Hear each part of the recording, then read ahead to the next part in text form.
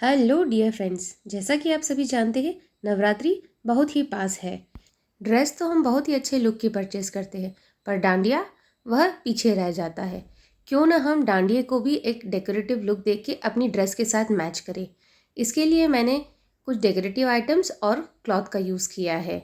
मेरे पास कुछ old stick रखी हुई थी, मैं उसी पर रीवर्क करूँगी। आइए देखते हैं मैंने इसे किस तरह से बनाया है।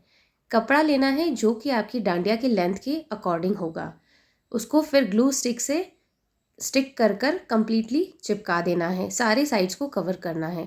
उसके बाद हम कुछ लेसेस लगा के उसे अपना मनचाहा डेकोरेटिव लुक दे सकते हैं। बनने के बाद ये बहुत बहुत ही सुंदर लगने वाला है। आप पूरा वीडियो को एंड तक ज़रूर देखिएगा और अपनी मनचाही स्टिक ड्रेस के अकॉर्डिंग ज़रूर डिज़ाइन करिएगा और मुझे कमेंट बॉक्स में बताइएगा।